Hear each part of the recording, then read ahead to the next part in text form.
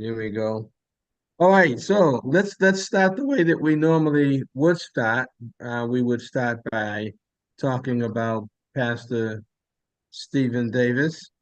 Mm, Not Stephen. I was listening to him this morning on the air before you came on, but we would be talking about our churches and what happened in our churches over the weekend or over this past Sunday. So can you share about your church fellowship? I'll share about mine, and then we can talk a little bit about what's happening across the country with these storms that are mm. taking place. Yeah, we need to talk about Hurricane Helene and the Yes. people who are in desperate need. Um, yeah, we had church last Sunday. Hallelujah. Our pastor, uh, Dr. Gabriel Fleur, he is preaching through the book of Nehemiah. And so in that first chapter, Nehemiah is the cupbearer to the king, and he has a burden for the report his brother brought back that the Jerusalem, the gates had been burned. It was the people there were really in trouble. There was no wall. The wall had broken down, been destroyed by the Babylonians, and now, uh, the Persian Empire has taken over from the Babylonians, and so Nehemiah uh, prays before he goes before the king, and the king says, "You look sad. Why? What's wrong?" And so he has to own up to tell the king, and the king says, "What do you want?" And he said, "I want to rebuild the city." Now that's an amazing thing. I thought it was amazing that a man would just say to the king, "Let me rebuild the city that your former adversary had destroyed." And basically he's asking for a blank check. Can you imagine somebody saying, "I want to rebuild"? Well, right now, let's think of Asheville, North Carolina, that got flooded. He said, "I want to rebuild Asheville." Okay, whatever it takes, go get it done. That's amazing. And so anyway, we're setting up to see the Lord at work in the life of Nehemiah, uh, and how Jesus is portrayed in that story. So it was a good day. Um, I went to a Sunday school class where they were talking to the young, is it called the young professionals class? And so people who are in their 30s and early 40s who are just getting into the workforce. And we talked about guilt. And I hate that subject because I got too much of it. But hallelujah for the cross. Jesus paid it all to him I owe. So were you the teacher in the class? No, I just went. I was invited. Hey, sit in with us today, and so I sat in. My first time sitting in with them, but it was really a good discussion. I was blessed to be there. That's good. That's good. Um, well, this past Sunday at Global Ministries, Pastor Maurice Greaves was the teacher, and he talked about the man that was brought up to the roof, and Mm, they ripped open the roof I and let love him that down. story. I Yeah, love that story. Let him down so that he could be healed by Jesus. And he had so many different points that he was making. He yeah. had a good response from the congregation. And all the while he was preaching, I sat there, was trying to take some notes, but my mind kept drifting off to the fact that I've got to preach next Sunday. And I need to get ready. Yes, sir. So, but but it was a good Sunday, good response to his message and his teaching. And we had a concert. We every 2 months we have a fundraising talent search concert at the church to raise support for the radio station. And if we can raise a couple $1,000, that helps us to meet some of our obligations. So we had a Mm, packed crowd. We decided not to stream it. We just recorded it, and we're going to air it at a later time. But it was mm, 8 different gospel artists who Wow. volunteered, who gave.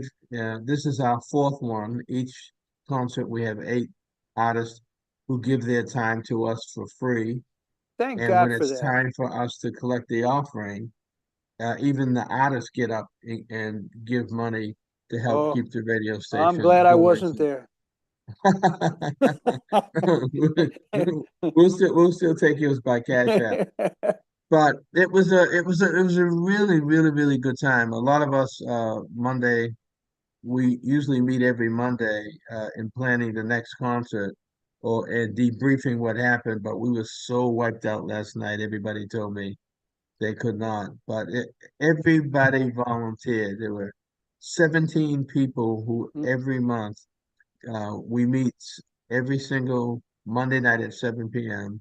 And all these 17 volunteers have been so true to the mission and have given.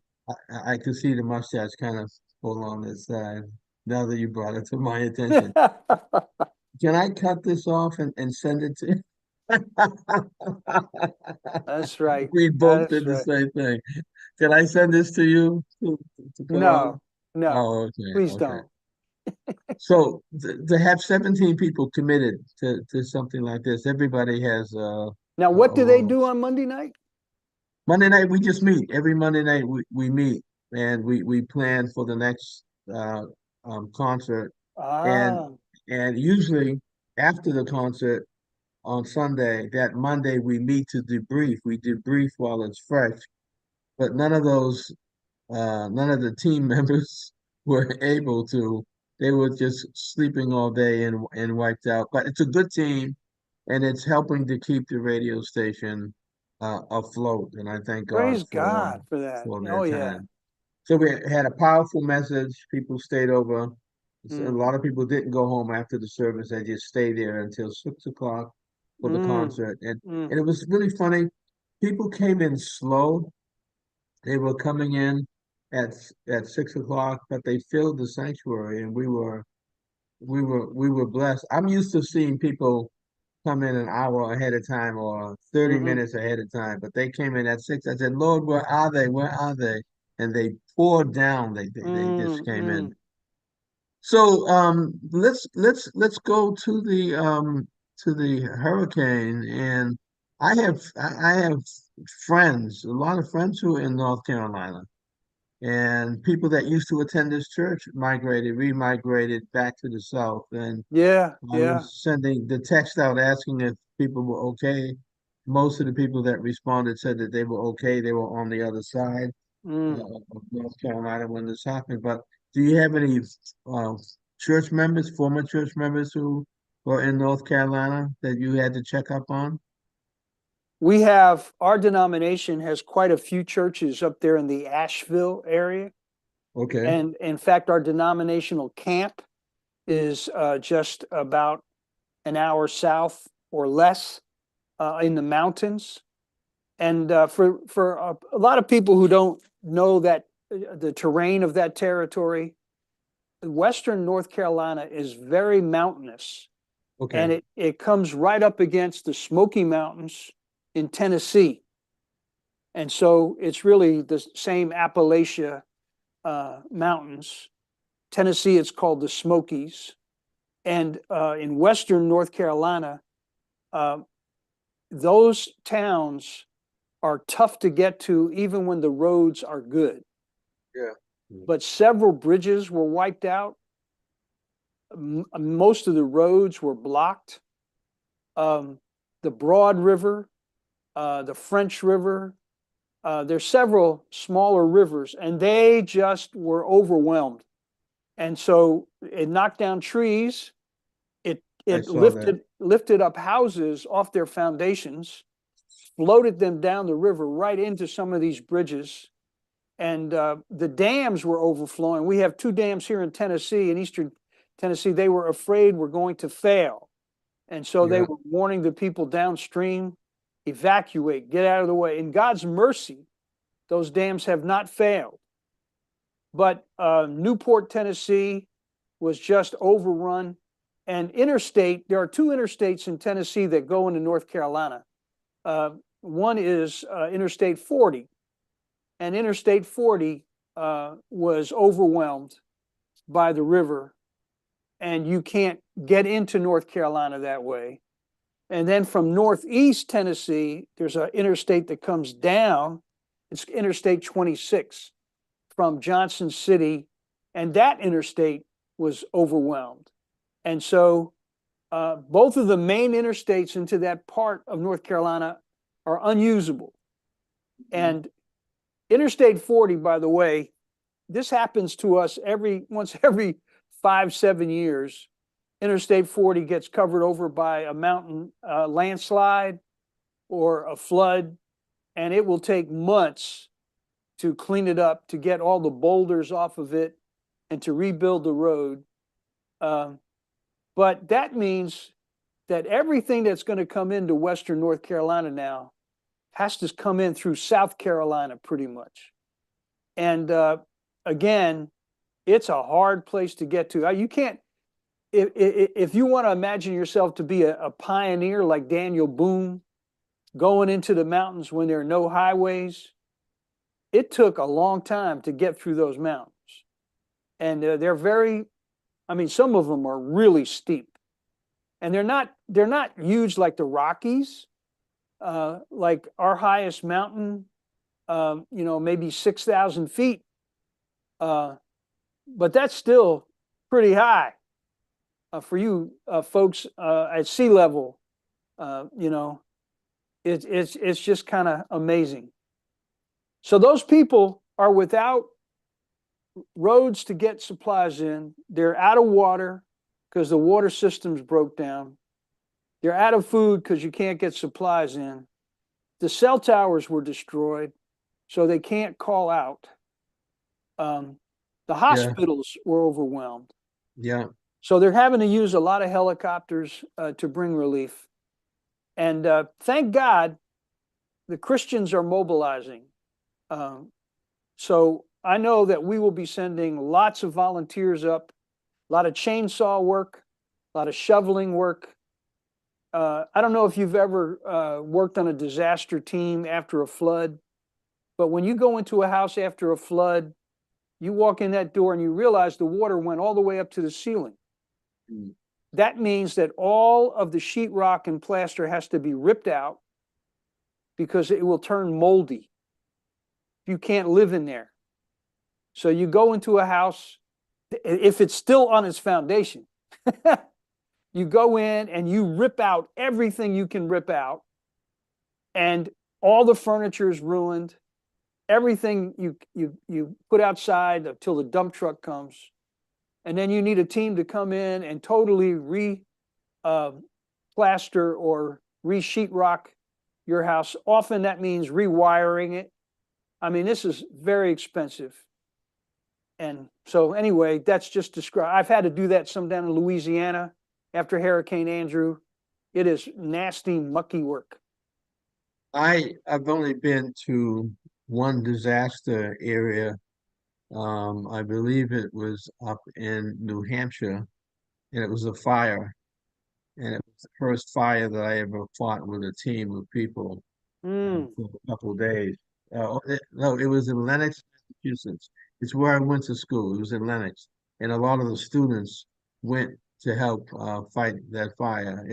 Again, when you're not trained and taught what to do, people give orders, but you just have to roll up your sleeves and do what they tell you to do if you want to be safe. Because they were concerned in North Carolina about these mudslides. I saw a number of mudslides, and I saw the tall trees and all, like as you were saying, that would collapsing on the highway. Yeah. And tell us what the responsibility what is the responsibility of FEMA? What is their job? What do they do? Because they get to the site and they're long at the site after the media has gone, after a lot of people have left. They're still there working to restore that area. Right. Well, FEMA, the Federal Emergency Management Administration, they have hundreds, if not thousands, of people on their list. Most of them have normal jobs. They don't work for FEMA full time, but in a disaster like this, they are mobilized. Okay. They're almost like Army reservists or Army National Guard people. They live a normal life, but in an emergency, they're called up. And so they all agree and they say, yeah, I'm willing to go when you call. And so hundreds of them are now moving, have already arrived at the disaster site. And part of their job is actually collecting information. Okay. So, like if your house was affected, they would say, okay, come down here to this office in Asheville, fill out this form. Where is your house? What happened to it? And so they might even come to your house and take photographs and to interview you because they know that it's going to take a long time to put your life back together. And the very first thing they're going to ask you is, will your insurance pay for this? Now, insurance they might say, yes, it will, but we don't have any money. So FEMA might write you a check. They might say, okay, here's $1,000, and this is for you to buy food and water for the next month to try to keep you alive. After that, we will find out if your insurance will cover, and most insurance policies will not cover the full cost. So you're talking to maybe, the maximum you might get is 75, 80% return from your insurance. And they might rebuild your roof. They might pay for the internal structure. It's still going to cost each family thousands of dollars out of their own pocket to try to restore their life. But what about the families who have a mortgage? They're paying full mortgage on the home. And So they still. sometimes the bank will say, we understand, we're going to give you like 3 months off, and if your bank is merciful, and most of these banks are community banks, so they're going to have to, they've got to work with the people. If they don't work with the people, the bank's going to lose a lot of money. These people will eventually pay their mortgage. They'll pay their bills. They want to pay their bills. But right now, the place they worked is destroyed. Their house is destroyed. And FEMA may say, okay, we'll pay for you to be in a motel, or we have trailers, and we're going to bring a trailer in and set it up on your property, and you can live out of the trailer. So they'll do things like that. But FEMA is Have not you enough. FEMA Right. is not enough. The churches are the ones who fill the gap, and they will. Like we did in Andrew, we had tens of thousands of volunteers show up, and we mucked out the houses. We helped the people. We helped bring them food and water and supplies. And that's what's going to happen right now. It's happening as we speak.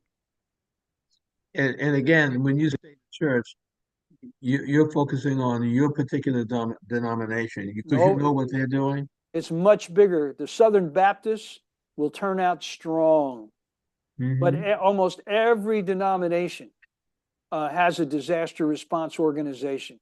We do in the Presbyterian Church. We have Mission to North America Disaster Response, and they have warehouses filled with stuff ready to go, and so they are shipping that stuff up now.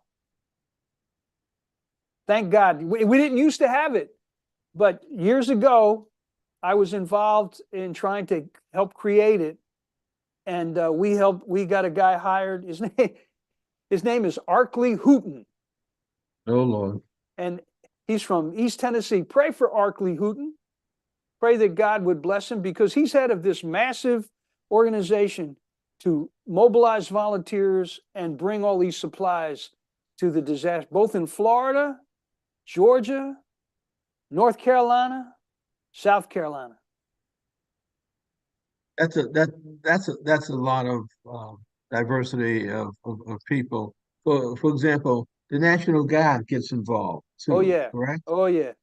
And what about the armed services like the Army? Or is it just the National Guard that they handle this work by themselves? That's an interesting question, because the federal government uses FEMA first, and the Right. states use their FEMA. Each state has their own FEMA, and Okay. they also have their National Guard. Right. Now, the federal government will give the state extra money to pay the salaries of the National Guard soldiers. That's one of the first things they'll do. But they will not send federal troops unless the governor of that state says we can't handle it. Okay. And if they make a request, then the federal government, like there is a fort in North Carolina. It used to be known as Fort Bragg, Okay. Yeah. but they changed the name of it because of trying to get rid of the Confederate influence. I think it's called Fort Liberty now. Okay. And Tennessee, we have a fort up on the Tennessee Kentucky border. It used to be called Fort Campbell. And they have lots of helicopters. And so they will be mobilized to use their helicopters to support the Army National Guard of the states, but only by request. The federal government does not step in and take over unless the states request it. Now, have you undergone something like this in Tennessee that has been close to where you live? Well, like I said, when we had Hurricane Andrew down that hit New Orleans, we mobilized a lot of our churches here in Tennessee, and we sent teams every week. Okay. I took one of my staff members and I said, I'm going to send you down to Louisiana. You're going to live there for the next 5 months. We'll pay your salary, but you host the teams that we send to you. And so he found places for them to stay, places to take showers, places to park their vehicles so they could do the work.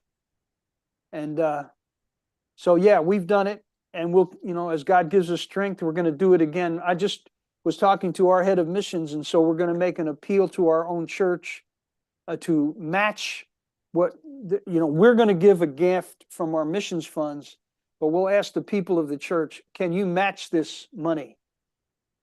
And they will, by the grace of God. Well, that sounds exciting. Um, to see a church that has the resources and that has the capacity to raise the resources. So, for example, your missions ministry, your missions team, did you have a team of people going out to doing missions and then something like this happens? Do they stay on the missions field? Do they come back so you can uh, assign them to get involved in something like this? Do you have teams out now? Well, we don't have any teams out right now. Okay, that's We good. had about 4 teams this summer uh, Okay, who went to different places. But we will, like we have a community outreach director, and I told him, his name is Shad, and I'm his boss. And I said, Shad, you need to put together a team to go fast. So he got 5 or 6 people lined up, but then we hit a glitch. So they'll be going out next week.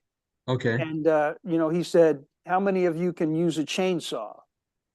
And when we had disasters here in Chattanooga, been hit by tornadoes. In those days, I was still young enough to use a chainsaw and to get up on a roof and to cover it with tarps. And so my people have seen me risking my life. yeah, And I will tell you, it is risky. These trees fall down. If you don't know what you're doing, you can get easily hurt. And it's rough living. When we were in Louisiana, we just put a tarp around a tree and then took a hose and we took our showers out there, But I'm going to tell you, some of the best things you could ever do in your life is to share your strength to help somebody recover. And, one of the things, we live in such a sophisticated country where we think, oh, we've got agencies that do that. Oh, the Army does that. And I will tell you, in a disaster like this, they're too slow. Your neighbors, the church has to mobilize to help their neighbors. And if they don't do it, people will starve. People will go hungry. They won't have food. They'll catch disease. You got to move and you got to serve somebody. You got to serve the Lord by serving your neighbor. That's good. The one major disaster that we were a part of many years ago when we had a larger congregation was the burning of the black churches in the South. And we came down to Tennessee, as a matter of fact. We were in that area. We were mobilizing our people to, during the day, they were helping to rebuild the churches. And none of us knew what we were doing, but we were still helping to rebuild the churches. Did I you think go, they were Bruce? happy. They were happy when we left. Um, but during the after during the evening, we were in the streets and we were ministering to the young people. We were just sharing the gospel with them. We did that.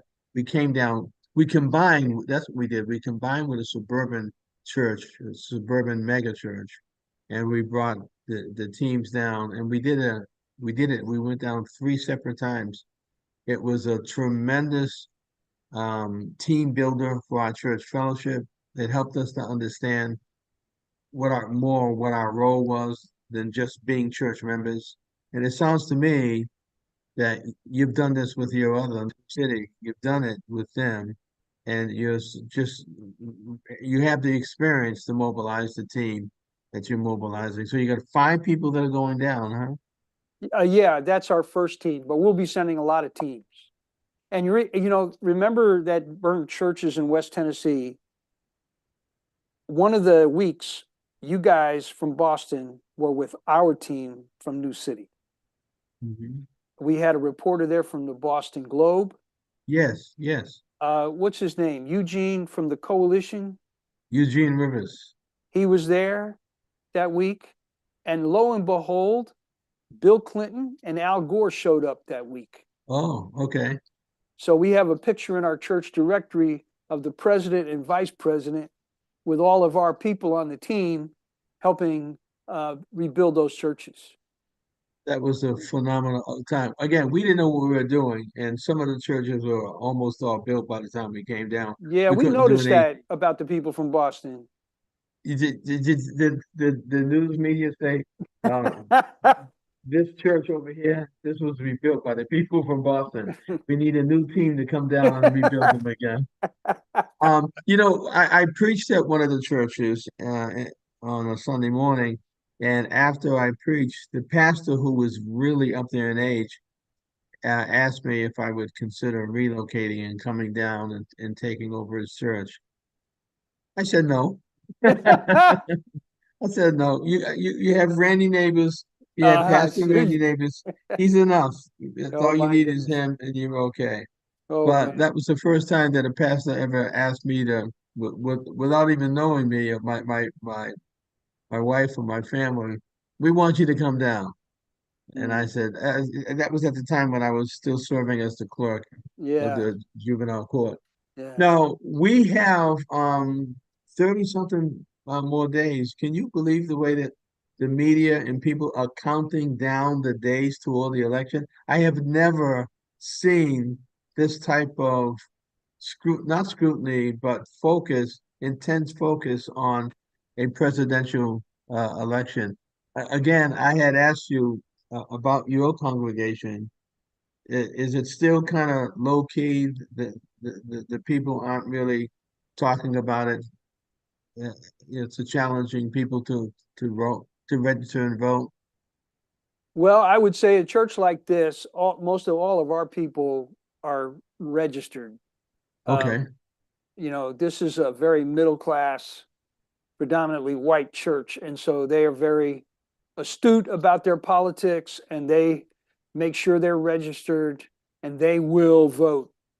Joan and I have to vote early because we're leaving for Europe in November to visit missionaries. And so our our early voting will start in a week or two. And but yeah, it is intense, especially on social media and the news. And you know, I think we just all have to pray. I think a lot of people took Trump for granted the very first time he ran. Yeah. People thought I don't even think Trump thought he would win. Right. You He know, didn't. he was And surprised. Yeah. people dismissed him. They said, "Oh, it's not going to happen." And lo and behold, he won. And I think last time, especially the African American community in the South Carolina primaries, they said, "Oh no, we're going to we're going to get behind Biden and Kamala, and we're going to make sure Trump doesn't win." And but as Biden got older in these 4 years and things happened, the enthusiasm for him began to wane. And maybe people thought that Trump would go off to jail and not be a serious candidate. But the problem is, Trump has survived. And, my problem personally is I don't think Trump is a legitimate candidate, but he is a real candidate. He's a dangerous candidate, but he's a convicted felon. He's twice been impeached by the House of Representatives, though not convicted by the Senate. He has a horrible record. He has said crazy things, and yet the American people seem absolutely deceived by this man, that they would take him seriously as a candidate. So I just hope the opposition is just as serious and will, come out to keep him from becoming president. It's just terrible. So you're actually going to be in Europe on the day of the election, correct? Exactly. So I'll be looking So for the news, man. yeah, you'll be learning it from the news. Yeah. Wow. Wow. Wow. Well, I've been struggling with wanting to.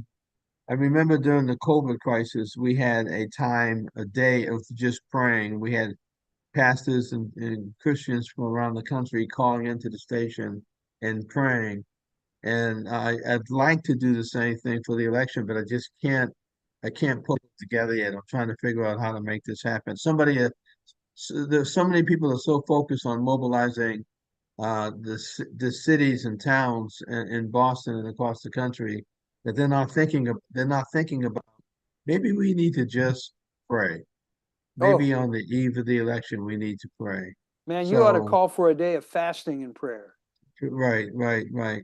I just need to At figure out least miss one meal and get people like you did, when we signed up and we said, when will right, you be praying? And right.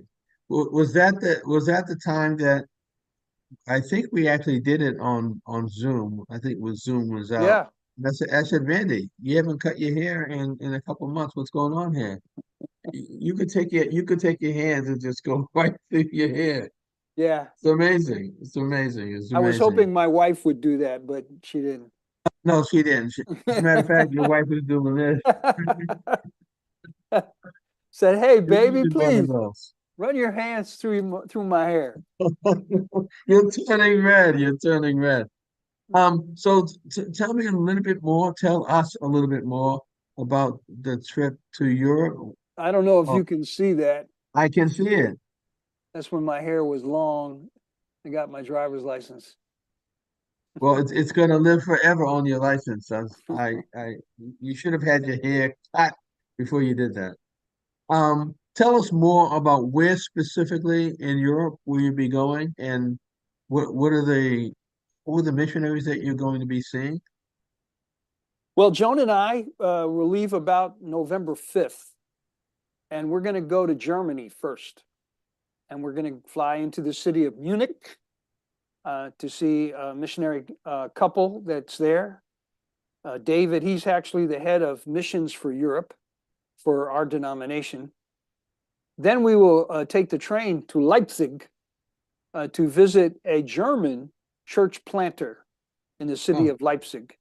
So he's not in our denomination, he is German, but we have helped him in the past with money to help build a church in Leipzig, and it is growing, it is successful.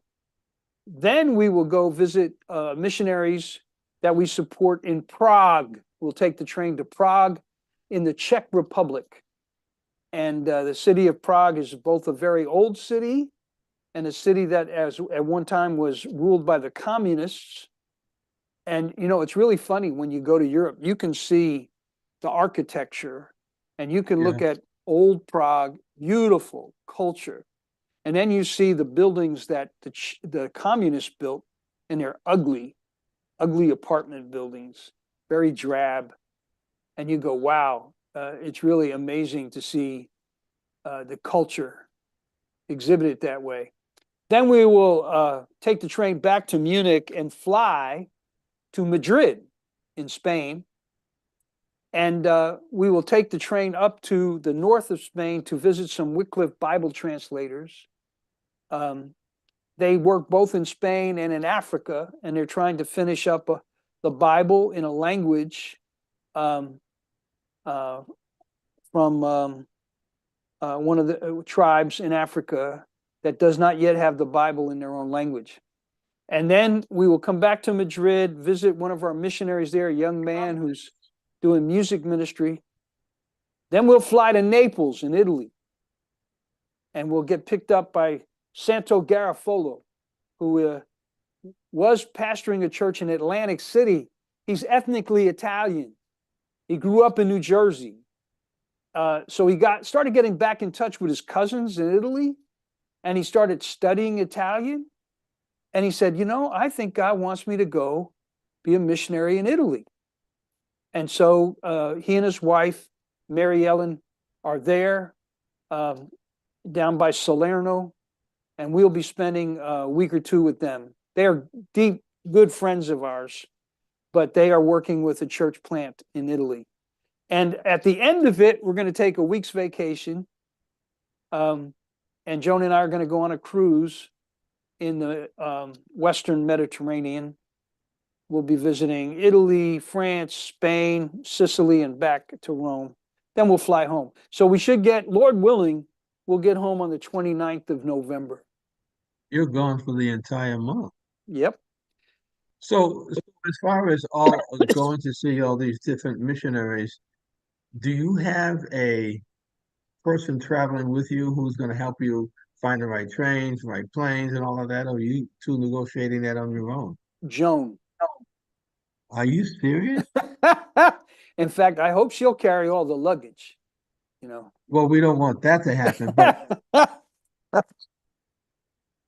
do you mean? No, Well, we're just going to go and visit. The missionaries will usually take really good care of us. okay. We've got our schedule worked out. We got the plane reservations, the train reservations, the hotel reservations. And so, but it'll still be hard.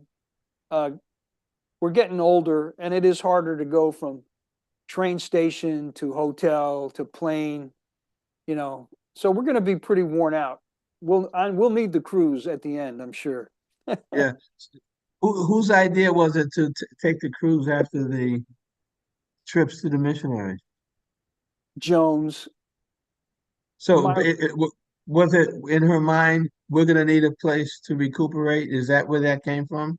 well, her thinking was this: look, you take me to these places, we're going nonstop. We're visiting missionaries. Sometimes we're preaching for them, we're training them. It's work. I'm not going to go all the way to Europe to be by the Mediterranean and not go on a cruise. And I Hmm. said, yes, ma'am. And so, You saluted and said, yes, ma'am. yes, ma'am. We're getting older, and this is probably not going to happen again. So, okay. And thankfully, at this point in our life, we're able to set some money aside to do it.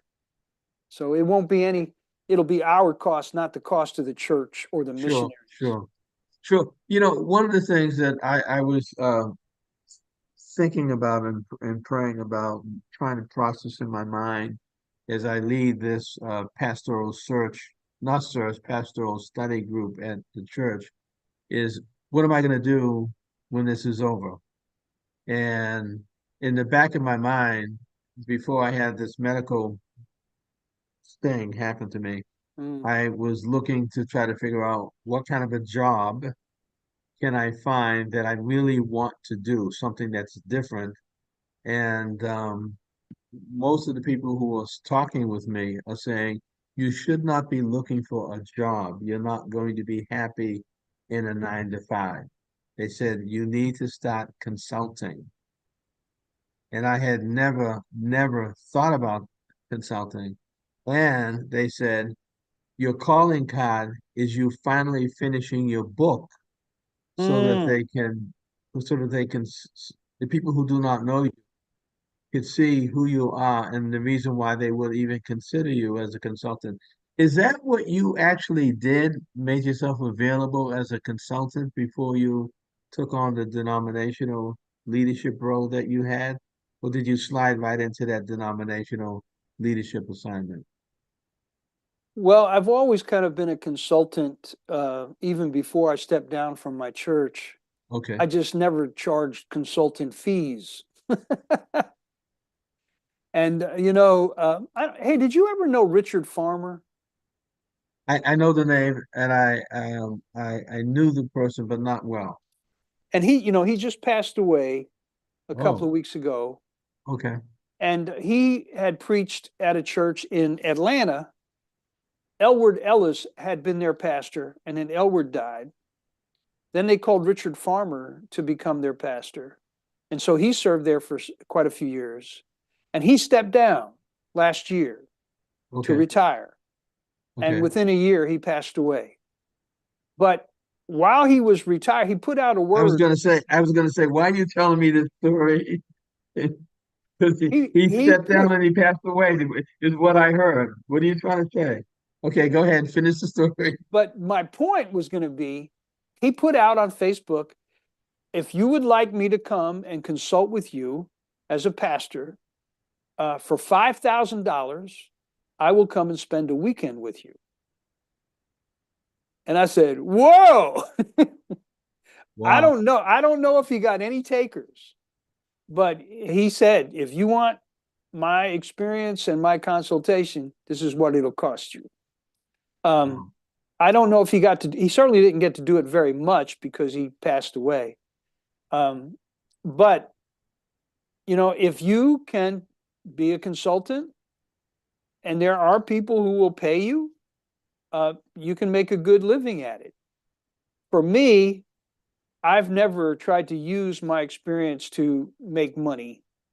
I pretty much went from being a pastor to being an employee of my denomination. I was a missionary employee. I had to raise my support. And that is very possible for you to do because you do have the credibility. I mean, at least in other people's eyes. I'm not talking about you, but with other people, you have some credibility. And you can say, if you'll support me, I could help other pastors, I could help other churches. And oh man, you got so much experience and so much godly wisdom and knowledge of the word that you could be a great benefit to younger pastors if they had the sense to use you. Yeah. Something, sometimes in your own, the prophet is without honor. Sometimes in your own city and town, Yeah. uh, that may not be the reality, but outside. So something that I need to consider. And I also wanted, and we need to work on this offline, but and I'll send you a note on it to ask if you would talk to the pastoral study committee about your journey from your church to where you are now to help them to see the process. Because Mm, again, I had mentioned to you, I didn't know that 31 years pastoring a church was going to cause me to go through a lot of there's a lot of emotions that I'm going through, thinking in terms of stepping down. I thought it would be a whole lot easier. I thought I could take the scissors out that you needed for your hair and the scissors out that I needed for my mustache and just cut and walk away. And it's not that easy. no. Um, so I mean, you and I've never talked about what you went through emotionally uh, to make the decision and walk away. I don't recall us having that conversation. Was it difficult for you, or because you don't have any emotions at all, so it didn't phase you Oh, it did phase me. And even today, it's even still, today? oh yeah. I you if you dwell on it, if you think about it. Like the other day, I was talking to somebody from my former church, and they were talking about some struggles about the church, and they were saying, the people they're mad at the new pastor, and people are still mad at you. And I said, mad at me? What did I do? And they said, you left us. Uh, And I said, and it just smacked me in the face. yeah. Wow. There are people, and of course, after, if you've pastored a church for 36 years, a lot of people, their whole life was pretty much built around you on Sunday morning. You were the stability of their life as a child, when they got married, and the raising of their children. That is a long time. And, and if there's any dissatisfaction about the person who comes after you, and there will be, because there's no getting around that. They may be great in their own right, but there will be people who will grieve deeply at their loss of you. And when you hear that, it'll cause you to grieve, like Mm. it did me just this last weekend. I just like, oh, Did that come out of nowhere? yeah. And I felt, man, we were on a Saturday morning breakfast for a ministry thing. And he came over from New City to visit us and sat at my table. It was just so good to see him. And he didn't mean it to hurt me or say, he was just saying, oh, we wish you would come back. And nobody invites me back, but, you know, and Wow. I just felt bad to hear that. And yes, you're emotionally, you're going to go through some trauma. There's no getting around it. God, hallelujah, God is able to help us in our trauma. God is able to help us in our transitions, whatever they happen to be. He knows the other side of it. He knows what's coming. And he also knows what's best for you and for the church. And I think you really have to believe Romans 8:28. All things work together for good to those who love God, who are called according to his purpose. And, change is inevitable. You certainly experience this in your own body, and I do too.